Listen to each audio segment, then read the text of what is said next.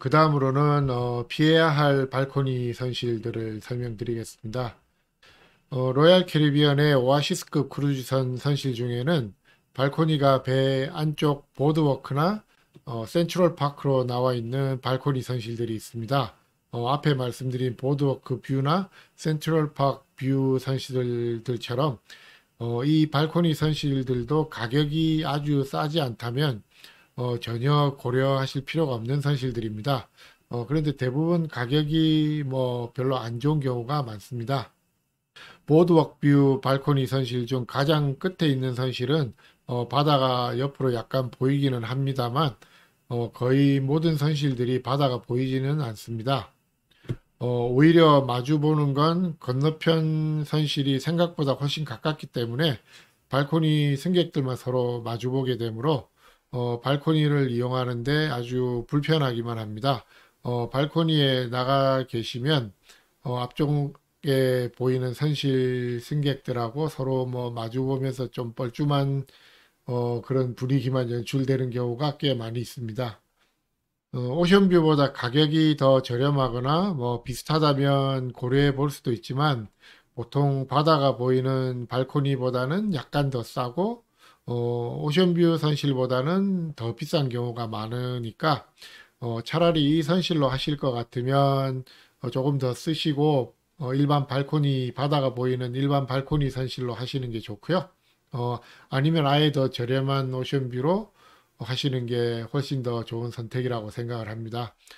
그리고 지난번에 제가 쉘터드 발코니에 대해서 한번 설명을 드렸는데 이 쉘터드 발코니 선실도 가격이 좋으면 굳이 피하실 필요는 없지만 혹시 모르고 예약하시면 나중에 당황하실 수 있기 때문에 꼭 어떤 건지 잘 확인하시고 선택하시는 게 좋겠습니다. 그럼 여기까지 크루즈 예약하실 때 피해야 할 선실들에 대해 알아보았습니다. 크루즈선마다 선실 구조나 위치가 좀 다르기 때문에 선실 고르기가 아주 쉽지만은 않은데요. 제가 말씀드린 점을 고려하셔서 선실을 선택하시면 크루즈 예약이 좀 더 즐거우실 겁니다. 제 생각에는 맛집을 찾는 것도 중요한데 맛없는 집 피하는 것도 중요한 것 같습니다. 그럼 안 좋은 선실을 피하는 방법도 알려드렸으니까 이번에는 좋은 선실 찾는 법도 몇 가지 알려드리겠습니다. 딱히 대단한 정보는 아닌데요. 그래도 알아두시면 크루즈 여행 준비에 좀 더 도움이 되실 거라고 생각합니다. 먼저 배에 따라 약간 다를 수도 있지만 선실 중에 침대가 발코니 쪽에 있는지 아니면 안쪽에 있는 옷장 쪽으로 있는지에 따라 선실 크기의 느낌도 달라지고 선실의 편의성이 좀 차이가 납니다.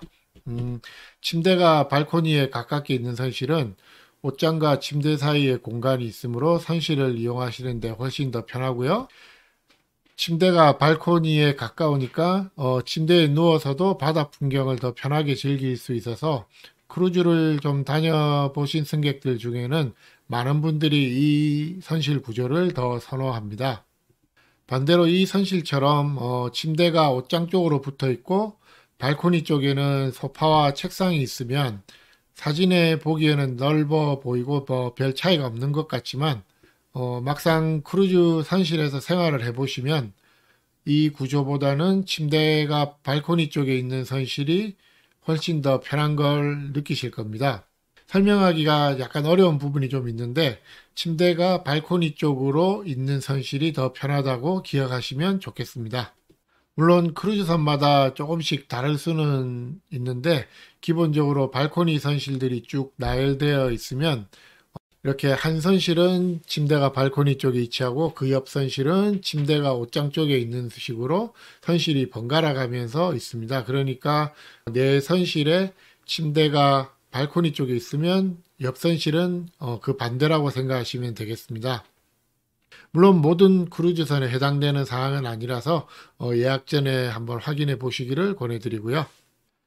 발코니 선실은 등급이 같으면은 선실 내부의 크기는 동일한데 같은 등급이라도 발코니 자체의 크기가 좀 다른 선실들이 있는 배가 있습니다. 이렇게 혹처럼 튀어나온 곳에 위치한다고 험프 발코니라고 부르는데 셀레브리티 크루즈나 로얄 캐리비안 또는 노르웨이지언 카니발 같은 대형 크루즈선에 주로 있습니다. 음, 가운데 위치한 선실 중에 좀 튀어나온 부분이 이 험프 발코니 선실들이 위치한 곳인데요.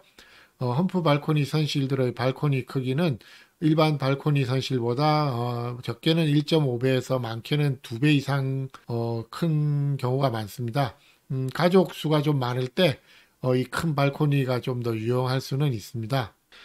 그 중에서 가장 좋은 경우는 셀레브리티 크루즈의 밀레니엄급 크루즈선 6층에 위치한 2C 등급 발코니 선실인데요.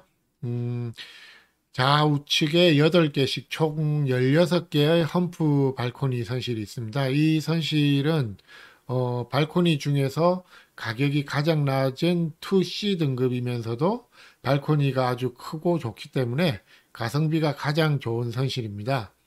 요즘 나오는 크루즈선들은 사실 이 험프 발코니가 인기가 좋다는 점을 알고 아예 등급을 더 높여서 가격을 더 올려받는 경우가 많아졌는데요.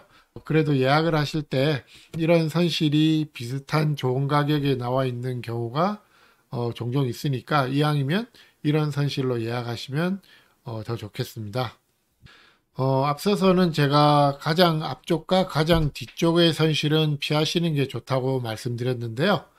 많은 크루즈선에는 애프트 발코니라고 해서 배의 가장 뒤쪽에 위치하고 어, 배 뒤를 바라보는 발코니 선실이나 또는 스윗 선실들이 있습니다. 배의 좌측이나 또는 우측만 바라보는 일반 발코니 선실하고는 달라서 배의 뒤를 보고 있는데요. 배의 좌우, 후면 그러니까 180도로 다 볼 수 있는 발코니 선실입니다. 다른 일반 발코니에 비해 가격이 더 저렴한 경우는 그렇게 많지는 않은데 언제나 뷰를 더 넓게 보실 수 있을 뿐만 아니라 발코니 자체의 크기도 상당히 크기 때문에 가장 뒤편에 위치하고 있는 단점을 감수한다면은 이 애프트 발코니도 고려해 볼 만한 선실이 되겠습니다. 다만 처음 크루즈 가시는 분들에게는 그냥 일반 발코니로 가시는 게 더 무난하리라고 생각을 합니다. 끝으로 참고하실 만한 사항 하나 더 말씀드리자면 크루즈 선실은 모든 곳과 가까운 선실은 사실 없습니다. 극장이 가까우면 식당이 멀 수 있고 어린이 시설이 가까우면 풀장이 또 멀 수도 있고요. 배 한가운데 위치한 선실은 모든 시설과 가까울 수도 있지만 반대로 또 모든 시설과 멀 수도 있습니다. 배에 따라서는 엘리베이터가 앞, 중간, 뒤 이렇게 세 군데로 나눠져 있는 경우도 있는데 떤 배들은 앞, 뒤 두 군데로만 나눠져 있는 경우도 있습니다. 이런 경우에는 아주 좋은 위치인 배 한가운데 선실이 있더라도 엘리베이터가 멀어서 또 이동이 좀 불편할 수도 있고요. 이런 점들도 선실 선택하실 때 참고로 하시면 좋겠습니다.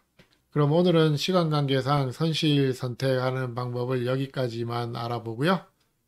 다음에는 개런티 예약과 개런티 선실이 어떤 건지 또 장애인용 선실에 대해서 간단히 설명드리는 영상을 준비해 보겠습니다. 그럼 시청해 주셔서 감사드리고요. 다음 영상 올라올 때까지 모두 건강히 잘 지내시기 바랍니다. 감사합니다.